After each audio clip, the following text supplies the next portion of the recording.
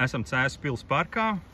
Man pretīm ir latvietis, zemessargs, aktieris, režisors Inters Rešetins Petersons. Inter, sveiks! Tētis vēl. Un tētis, un vīrs. Vīrs, jā. Tas ir būtiski, protams. Sveiki. Prieks tevi redzēt, paldies, ka tu atsaucies. Ir vienmēr prieks parunāt ar latviešiem, kuriem sirds ir pareizajā vietā. Kā tu jūti Latviju šodien? Pirmais jautājums uzreiz ar smagsvaru. Kāda ir mūsu Latvija?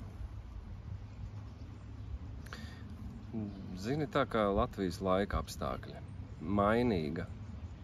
Ar tādām spilgtām epizodēm, ar tādiem skaistiem uzplaiksnījumiem, kur mēs esam visi kā vienā elpā elpojoši, domājoši, jūtoši.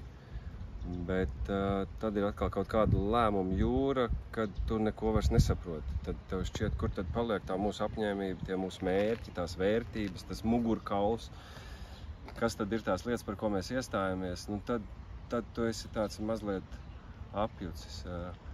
Man personīgi šķiet, ka mēs varam labāk, mēs varam spēcīgāk, mēs varam to mugurkaulu iztaisnot, jo šis ir tas laiks, kad tā latvietība, tas kods, kas mūsos visos virmo, ņemot vērā to ģeopolitisko situāciju un kaimiņu lāci blakus, tad es domāju, ka ir pienācis laiks tā kā to zodu pacelt augstāk un to mugurkaulu iztaisnot un tajos lēmumos būt tiešākiem, asākiem, precīzākiem. Vai tā ir rūda, vai tās ir robežu slēgšanas, vai tā ir valoda, pieminekļi un padomu mantojums, vai tā vienkārši ir sadzīve ikdiena. Tilts ir jāceļ starp latviešiem un krieviem, vai nav? Tie lielie jautājumi, par ko mums būtu jārunā. Un tāda ir tā šodienas Latvija, tā ir tā šodienas sajūta. Kā dzīvot tālāk, kas būs tālāk. Tas, ko es redzu, un to, ko mēs arī runājām pirms sarunas, mēs esam fantastiskā vietā, mēs esam Cēsīs. Lai skatītāji redz, tepat bija lampas galvenā skatuve. Šeit bija? Tieši šajā vietā bija galvenā skatuve, tur, kur mēs sēžam. Nezinu, kāpēc man neviens nav aicinājis uz lampu. Jocīgi. Varbūt uzaicinās nākamajā gadā. Tu man uzaicināji. Šī ir mūsu lampa. Lampa 2. Jā, Inter, tu, es saprotu, nedzīvo nekādās ilūzijās, ka mēs izvairīsimies no krievu lāču mēģinājumu ielausties mūsu mājās. Ja es dzīvotu kaut kādās ilūzijās, tad es būtu Lauris Reiniks. Es esmu ar abām kājām uz zemes. Es saprotu šodienu, es satraucos par saviem līdzcilvēkiem, par mums visiem. Un arī tas bija viens no iemesliem, kāpēc es iestājos zemessardzē un gatavojos, jo neba mēs atdosim to savu zemi kādam par velti un dāvināsim, mēs sitīsimies. Izmantojot situāciju, vienmēr kad tieku runā, tad es to saku, stājamies mīļa zemesardzē.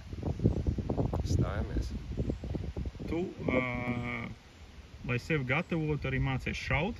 Es saprotu, darīt tādas lietas, kas varētu būt kara laikā jādara. Šaušana ir tikai viens no elementiem, bet elementāra izdzīvošana mežā, izdzīvošana slapjos vai augstos apstākļos pie pamati. Kā sarūpēt ēdienu, ūdeni, siltumu sev, tuviniekiem, mīļajiem. Un tad jau ir tālāk. Tāpēc to izdzīvošanas skolu mēs arī apgūstam zemessardzē. Man ir brīnišķīgi stāsti un atmiņas par to, ko es kopš esmu iestājies, cik tad ir jau pagājis laiks, rudenī jau būs 2 gadi,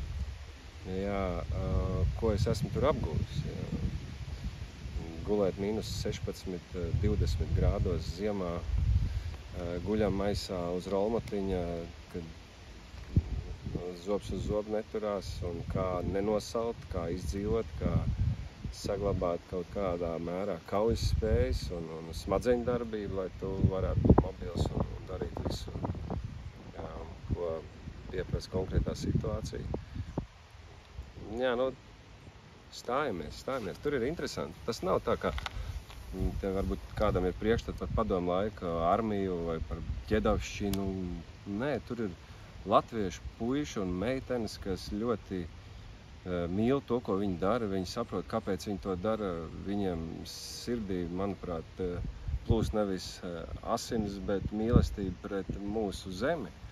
Un tie mani instruktori, kaprāļi un kapteiņi un leitnanti, seržanti, kas veic šo apmācību, es esmu lepns, ka mums ir tādi cilvēki valstī. Kaut tādu būtu vairāk, tādu krietnu, tādu zemes dēlu. Arī meitenes nāk, jā. Es atceros pamata apmācības beigās, kad tev ir 8-9 dienas jādzīvo mežā. Un tur ir daudz dažādi uzdevumi un miega faktiski nav vispār. Un tad tā noslēguma cīņa, kad ir izrakti jau slēpņi un ierakumi, un kad tev nāk tas iedomātais pretinieks ar skāņiem nāk virsū ar ieročiem. Un tad tās visas taktikas, un tad pēc tam, kad tev tā pusotra stunda ir bijusi tā cīņa, tā klope, kad pēc tam tu ieraugi, kas tad tev ir nācis virsū, tu redzi, dāmas nāk, meitenes nāk, jā, un tas ir tik aizkustinoši, ka gan no MBS, gan arī no zemesardzes, no citām nodaļām, no struktūra vienībām nāk uz mūsu pamata apmācību kursu beigām no citām nodaļām, lai trenētu mūs, un tas tiešām aizkustina. Tās ir tās vērtības, kas vieno, un par tām mēs arī iestājamies. Bet karš tev parāva vaļā kaut kādu nervu, tu lietas sāk paskatīties citādāk. Tas pilna mēroga karš no 22. gada februāra, kas bija. Vai tā bija sakritība, ka tu tajā rudenī iestājies? Nē, kāda sakritība. Tad lielākā daļa, kas tajā plūsmā mēs iestājamies, tas ir tieši turpinājums tieši šai eskalācijai. Krievi uzbruk neatkarīgai republikai, un mēs noteikti esam nākamie. Tas ir skaidrs, loģisks solis. Un tas arī lika izvērtēt.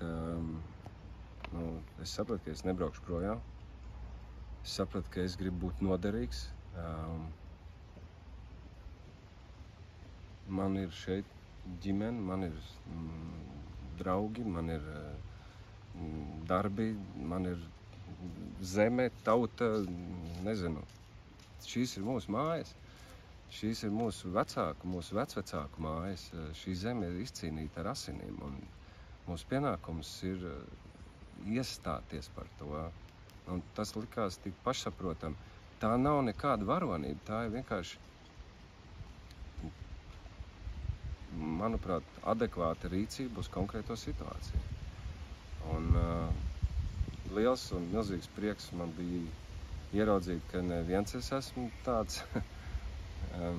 tādu jūtu, domu un vērtību pārņemts, ka visi, kas mēs tur esam, ka visiem ir viena mērķi un vienas vērtības un viena tā motivācija un tie iemesli, kāpēc mēs tur esam un kāpēc mēs mācāmies, mēs gatavojamies.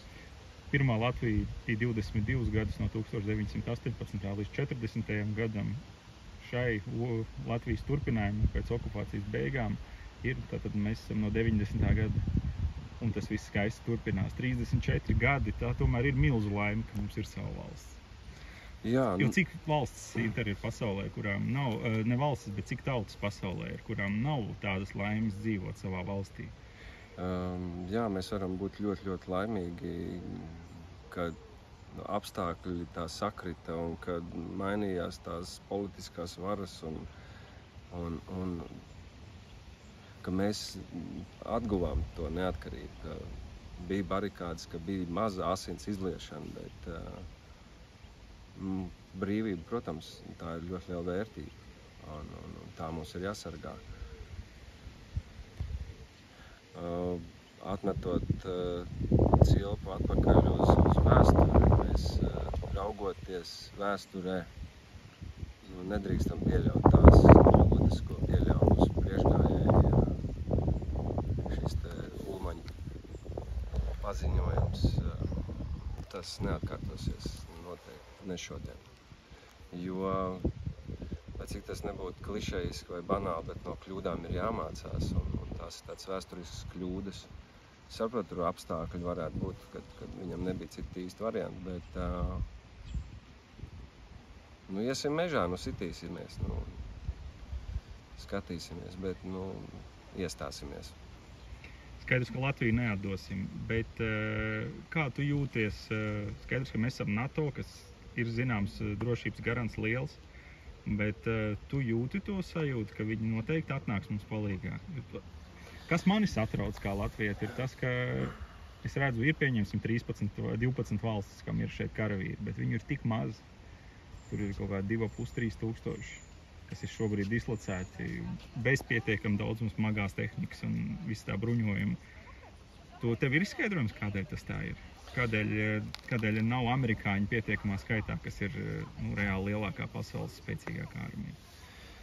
Redz, mēs esam ļoti, ļoti maziņi. Mums ir jābūt pateicīgi par to saujiņu, kripatiņu NATO karavīru, kas ir pie mums. Lielie mēsli ventilatorā būs, kā Vanagots rakstīja, būs tad, kad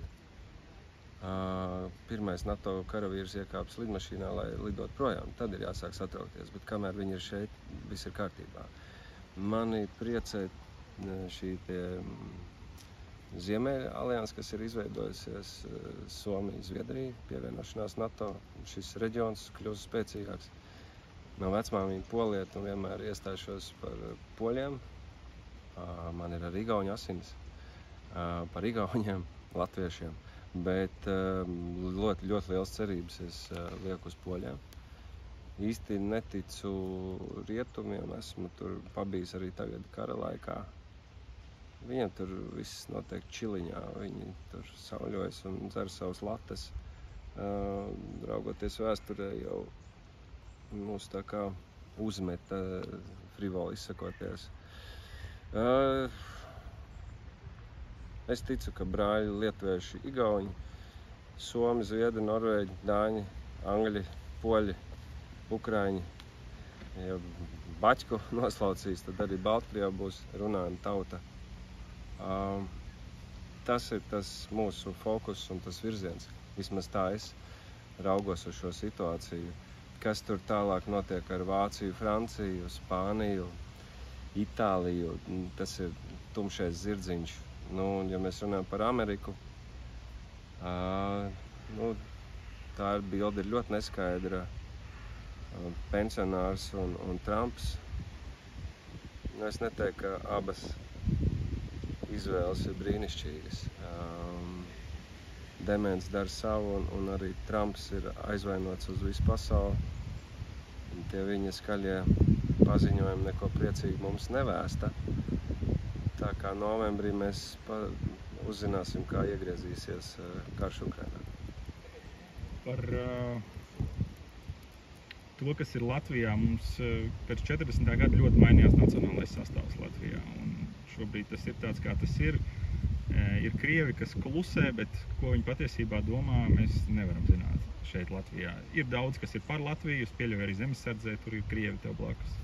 Jā, man arī kolēģi ir filmu dublāžā, kas runā ar akcentu, bet viņi ir integrēti, viņiem ir šeit ģimenes, viņiem šeit ir normāli dzīves apstākļi, viņi var ceļot pa pasauli, viņi dzīvo mūsu info telpā.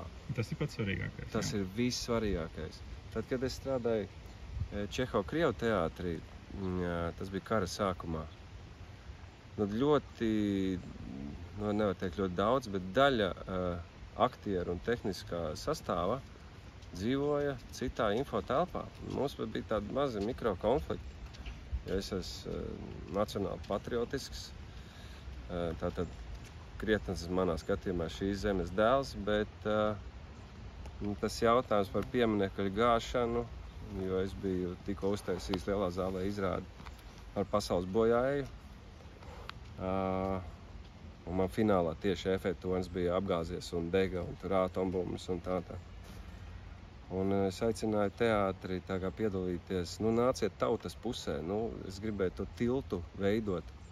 Viņi sākumā bija samulsuši un tā nevarēja saprast, kā lai reaģēja, un pēc pāris dienām direktore Dana Georga zvanīja, ka jā, Inter, ok, jā, mēs nāksim, tad iznāksim pie tautas, ka tas gājiens par to padomu mantojumu likvidēšanu Jo man liekas, ka jābūt drosmīgiem, un es gribēju tā kā teātra aktierus un visu teātri, un līdz ar to Latvijas inteliģents, krievalodīgo, ne, krievus, tā tad nav krievalodīgie, ir krievi. Tātad krievus, ļaut ieņemt stabilu pozīciju, esam ar tautu. Jo mēs sapulcējamies ļoti, ļoti daudz. Latvijas patrioti, kādi 30,000 mēs tur bijām, tas gājiens bija tiešām vērienīgs. Un kāpēc es to stāstu? Pāris dienas pirms tā gājiena man Dana zvana, un es viņu arī, protams, saprotu. Viņai tā šķēri ir jānostājas šodien, un tagad jāpasaka tā savu atbildi. Un viņa saka, piedod, ka mēs tomēr nepiedalīsimies, jo man tur veidoja tur režiju, tur bija bungas, tur bija izsūtīšana, tur bija kori, folkloristi. Tas ir 22. gads pareizi? Jā. 20. mājas, jā. Un viņa saka, Inter, piedod, mēs neiesim, mūsu skatītājs mūs nesapratīs. Skatītājs vēl nav gatavs, līdz ar to arī viņa vēl nav gatava, bet tas arī man ļāva saprast, ka mums ir problēma. Hjūston, mums ir problēma. Jā, un šī te problēma nemazinās. Tie krievi, kur dzīvo Latvijā, un uzsver, tas ir arī Čehova krievu teātris, ka mēs esam par mieru, tā nav pozīcija kara laikā. Joprojām es tā uzskatu, tā nav pozīcija, tāpēc man arī vairs nav kādas attiecības ar krievu teātri. Man prieks, ka tur Laura strādā un Dīcis strādā, Laura Groza, ka tur latvieši ir, un tas Danai ir baigais pluss, ka viņi ievilka latvieši iekšā, ka viņi cenšas kaut kā mēģināt sabalansēt, bet tā ir ļoti liela problēma, šī te plaisa, kas ir starp latviešiem un krieviem, un par to ir jārunā, jo tad, ja būs tie sūdi ventilatorā, pārdomāju French, mums ir jābūt skaidrībā, kas tad ir mūsu pusē, jo es pieļauju, ka liela daļa būs tie, kas, vecās labais klišejiskais spānotais teiciens, ka tos tankus sagaidīs ar neļķēm, es pieļauju, jā, jo te jau ir tas pēc 40. gada, tie okupanti, un te jau ir viņu pēcteči. Protams, ka pēc tam brauc arī darba ļaudis, un pieņemsim, zinu, daudz tā padomu laikā, protams, ka sūtīja kaut kādus, arī aktierus sūtīja, no Ukrainas, no Baltkrievijas, no vispat plašās padomu savienības, un tad viņi varēja izvēlēties Pēterburgu vai Maskavu vai Rīga un tā. Un tad daudz šeit nonāca arī tā, bet to pozīciju es gribētu mazliet skaidrāku, un uz to vajadzētu spiest. Es pats personīgi uz vienas rokas pirkstiem, varbūt 2 roku pirkstiem, varu saskaitīt sev zināmos krievus, kas ir lojāli, kas ietu, darītu, būtu plecu pie pleca ar mums. Un tā ir šausmīgā tā integrācijas kļūda, ko mēs 34 gadu laikā esam pieļāvuši. Skarbi runā, jā? Nē, patiesi, viss kārtībā. Lūk. Reti, kurš tā var pateikt. Kāpēc reti? Tādā valstī mēs dzīvojam, tas nesot iekļaujoši un radot diskomfortu tiem cilvēkiem. Uz šīs pašas skatuves es tos piekdienas pagājušo sestdienu to dzirdēju. Cik labi, ka es tam visam nesakoju. Es taču redzēju, pelēju, ja es esmu sapelējis. Noteikti es krenčētos arī par to vēl. Man tam nav laika. Daudzas lietas pie mums notiek gļēvi un šī te kaut kāda starp pieeja jautājumiem iekļaujoši. Mīļie, jūs nesaprotat, ka karš ir, konkrētāk, asāk, skaidrāk. Tad, kad Golubev bija, es viņai uzdevu jautājumu, kāpēc karš ir sācies, mēs neslēdzam robežas. Man tur viņas asistente un labā roka rakstīja, ka vajag iet uz kafiju. Kāda kafija? Slēdz robežas, man nav laika tavai kafijai. Slēdzam. Satiksme joprojām, tranzīts joprojām. Es saprotu, ka mēs esam paudze, kura ir bērnībā. Es pats staigāju caurām brāļu novalkātām kurpēm. Brālis man brīnišķīgs, un ne jau viņš vainīgs, ka kurpes bija novalkāts, bet vienkārši vecākiem nebija naudas. Es pats esmu nācis no no tiem laikiem, kad mamma bija vienīgā, kas uzturēja mūsu ģimeni, jo beidzās tās bija agronoms, beidzās kolhos pastāvēšana, un mamma bija bērndārza audzinātāja, un mēs dzīvojām, tikai uz mammas bērndārza audzinātājas aldziņas, 3 bērni. Tad es bērnībā daudz ko darīju, gatarīju, pa sētnieku, ar izkapu ļāvu, visu kaut ko es esmu darījis, un es zinu to garozas biezumu, jā.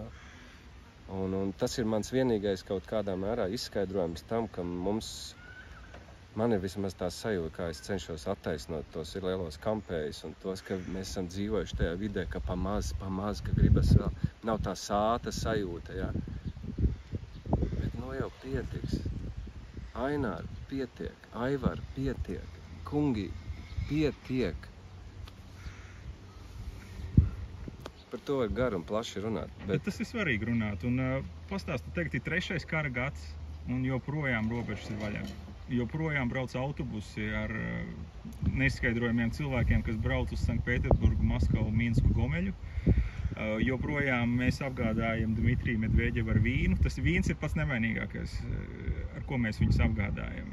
Nu, pat vēl mangāna rūdas sastāvos milzīgos gāja uz Krieviju, kas pēc tam tika pārkausēta īpaši izturīgā metālā, izgatavots tērauds, un pēc tam ražoja no tā tankiem kāpurķēdes, lielgabals stobrus, citas militārās lietas. Nu, tad man jācer, ka pirmais lādiņš, ja sāksies pie mums kaut kas tāds, nokritīs uz to, kas neaizslēdz tās robežas un pieļauj to tranzītu. Tad saņemiet. Bet kā var tas būt? Inter, tu tomēr arī piedalījies arī tajā mangāna rūdas zibakcijā, kas bija pret mangāna rūdas tranzīts, bija marts, ja, šogad.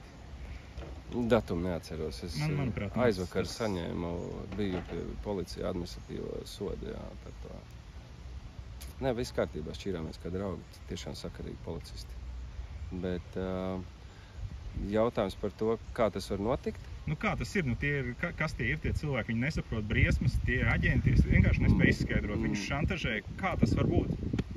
Manuprāt, es daudz ko nezinu, es esmu diezgan apolitisks, kaut gan politika man interesē. Man tas šahs un tās spēles, tās schēmas patīk, tādā ziņā kā vērot. Man nepatīk, ka mēs esam iesaistīti un tauta cieš no tā, kaut kā viss cieņa Edgaram Rinkēvičam, viņš ir pēdējā laika viens no tādiem prezidentiem, par kuru nav kauns, bet tas, kā viņš tur nokļuva, tās politiskās spēles un virtuve un tad kādi te kompromisi. Man šķiet, ka viss tas tranzīts un viss tās schēmas notiek tikai tādēļ, ka šobrīd mēs varam ieraudzīt, kas tad ir tie, kas vada šo valsti. Tā ir nauda, tā ir ļoti liela naudas plūsma, un ja mēs esam atkarīgi, un šie te paziņojumi, ka tik daudz cietīs un pazaudēs darba vietas, tas neiztur argumenti. 1000 darba vietas pret valsts nākotni. Tas tāds slābans, tāda atrunāšanās. Manuprāt, tā ir nauda. Un biznesmeņiem, es pazīstu arī no Cēsiem biznesmeni vienu. Es mākslas templi vada. Biznesmeņiem ir tā, ka viņiem nav empātijas, viņiem nav cilvēcības, viņiem ir šī te skaitliskā domāšana. Es nerunāju šobrīd par to, vai tas ir labi vai slikti, bet es neesmu tāds cilvēks, un man ir ļoti grūti ar tādiem cilvēkiem būt kopā. Man ir, pieņemsim, ja mēs runājam par politiku, man ir vairākas reizes aicinājuši, jā, nāc un dari. Nē, aktieriem, manuprāt, nav jāiet politikā. Pirmkārt, es neesmu mācījies, un tur diletantu pietiek. Politiskās zinātnes neesmu mācījies, bet ar labo gribu vien ir pa maz, ir jābūt profesionāļiem, ir jābūt ar zināšanām. Aizpeldē no domas, respektīvi biznes cilvēkos atņem kaut kādu to cilvēcību, to kodu. Un tad tu vari arī, manuprāt, neredzēt, jo tev ir tādas rebes, par remi plūst tādi ienākumi, jo tu esi jau tur noteikti ieplānojis to tev ir schēmas tik daudz, ka tas zirnekļu tīkls ir savijies un tas aparāts, iesaistīto aparāts ir tik milzīgs, Es ļoti biju šokāts par vēlēšanu iznākumiem. Piedod, ka lēkāji, tas vienkārši ir tas viens un tas pats. Un tad es sāku domāt, vienkārši tas vārdu salikums iesaistīto aparāts, ja? Nu, ka mēs saliekam savējos visur, savēji atkal saliek savējos, un mums jau ir nodrošināts sektors, kas, jā, balsos par. Un līdzīgi es domāju, ka arī ar biznesu tur savējos piesedz. Nezinu, ja mēs pelnītu miljonus, varbūt, ka mums ar kaut kā tā. Bet valsts ir viena. Mums nav citas Latvijas. Domā, ka viņi tie paliks te un sitīsies. Nedomāju. Tie, kas to rūdu vēd diez vai. Man nav pārliecības, nē. Par vēlēšanu Eiroparlamentā, ja? Tev bija... Jā. Tu biji pārsteigts par vienotības labo rezultātu? Jā, es domāju, ārprāt, pēc tik daudz. Nu labi, viņi tur PR cilvēks spiež uz to, ka tas ir melnais PRs palaids. Un, draugi mīļie, nu kur mēs esam ar jūsu jauno vienotību?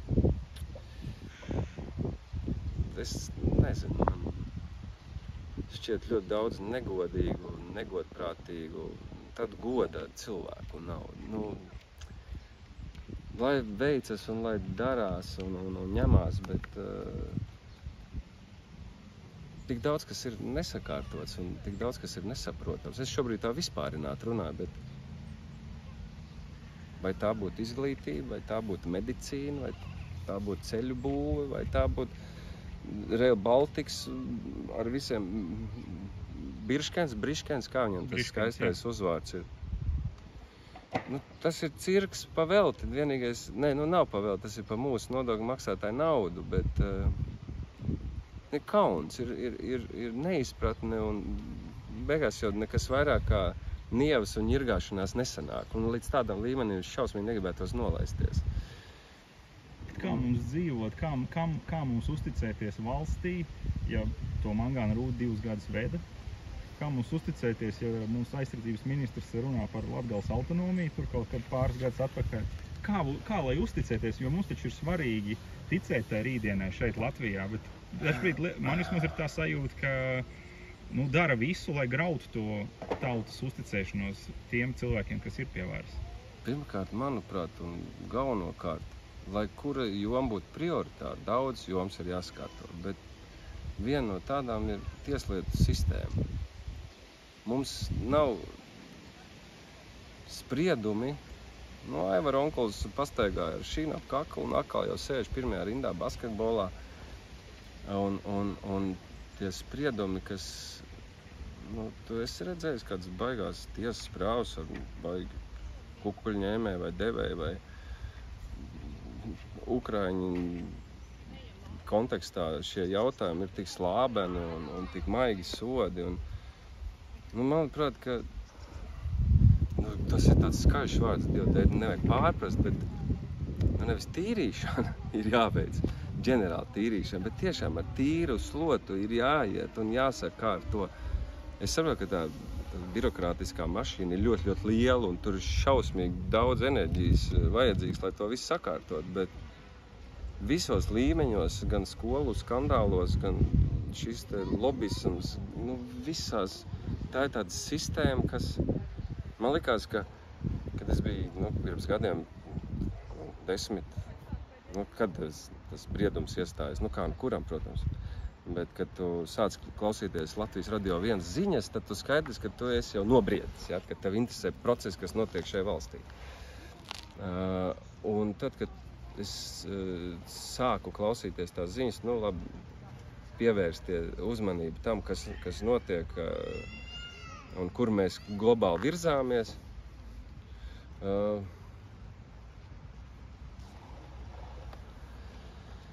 Man likās, ka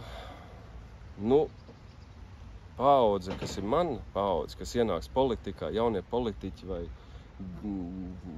IT cilvēki vai ekonomisti vai izglītotā sabiedrības daļa, kas nāks pie teikšanas, pie varas, ka tā beidzot būs paudze, kas ienesīs šīs te pārmaiņas, kas sāksim dzīvot citā kvalitātē, ka būs gan izaugsmes sfērās, gan labklājība, gan ģimenes turīgums, gan daudz bērni un sakārtot ceļu un slimnīcas un izglītību un kas tik vēl nezinātne.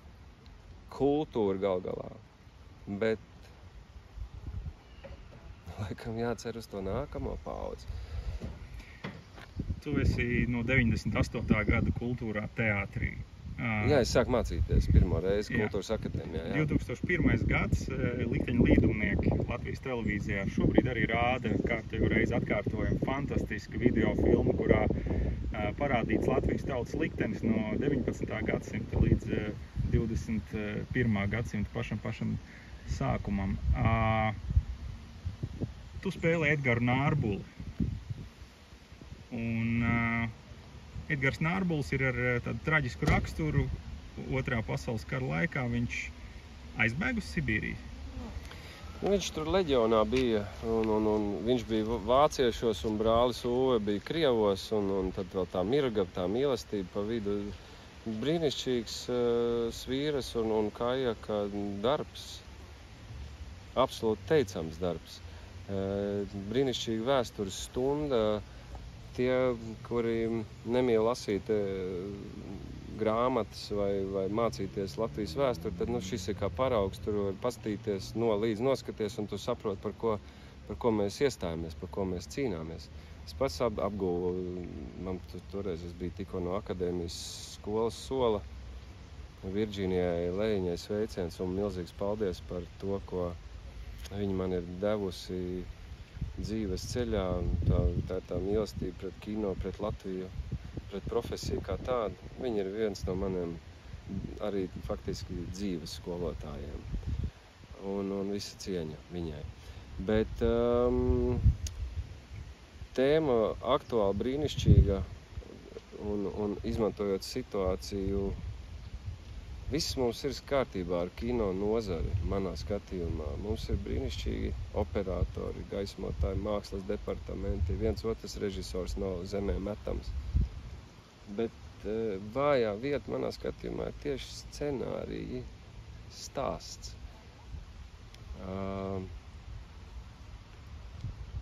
Šis būtu tas lauciņš, kur mēs sev varētu pieteikt spēcīgāk, gan lokāli, gan arī paplešot spārnus un izlaužoties no Latvijas robežām. Tieši dramaturģija, scenāristi, tas ir tas, kas mums kā mazai tautai ir vitāli svarīgi. Mūsu kultūra, kas nonāks no paudzes paudzē, tā pārmantojamība, ja? Tieši tas jau paliek aiz mums.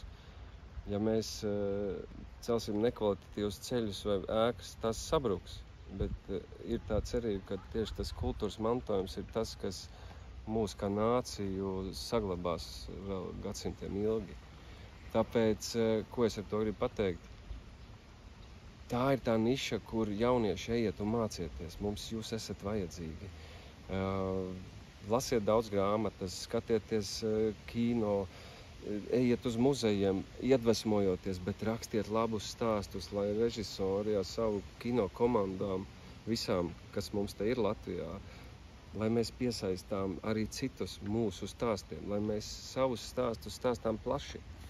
Ne tikai garanči, kura dzied, vai diriģenti, kur ir Eiropā, vai hokejistis, basketbolisti pasaulē, bet tieši kultūra, tieši stāsti, kino. Tāpat arī aktieri mums ir labi aktieri, mums ir laba aktieru skola. Režijas skola varētu būt labāka, bet aktieru skola ir ļoti laba. Zini, kāpēc? Izstāstīšu noslēpumu. Tāpēc, ka mums lielākoties pasniedz praktizējoši režisori. Viņi pasniedz gan aktieriem, aktieru mākslu, gan režijā. Es pats esmu beidzis un mācījies abus arodus apguvis, bet Kultūras akadēmijā, un es tagad ar laiku nobīdu varu salīdzināt. Režisors strādājot ar aktieri iedod vairāk, un režisors strādājot ar režisoru iedod mazāk, jo tev aug tā konkurence. Ja, tādā, diemžēl, valstī dzīvojam.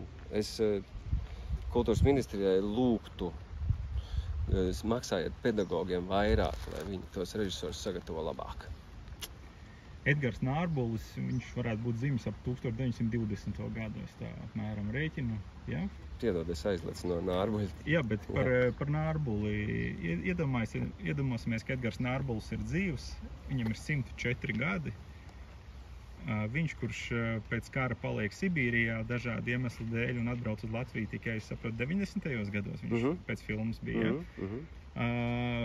Tagad viņš atbraucot un redzot, esot pie pilna saprāta, ko viņš redz šobrīd Latvijā, tavuprāt? Ko viņš redzētu, kas viņam patiktu, kas viņu satrauktu un ko viņš nevarētu pieņemt? Viņš noteikti priecātos par Latvijas nacionāli bruņotajiem spēkiem, par visām apakšstruktūru vienībām, par zemesardzi. Viņš būtu lepens. Viņš būtu pārlaimīgs par dziesmu svētkiem. Viņš gribētu noteikti tur aiziet. Viņš būtu priecīgs par skaistajiem Latvijas saulēktiem un saurietiem, par briežiem, kas skraida. Mirga gan jau būtu mirusi, viņš aiziet uz kapiņiem. Nezinu, tu uzdod tādu jautājumu, ka es kļūstu tāds melanholisks mazliet. Nevajag jau pazaudēt ticību. Lai kā mums iet un lai kādas mums tās valdības nāk, un gan jau, ka viņi arī cīnās, mums jau arī varbūt tāds vispārējs viedoklis ir.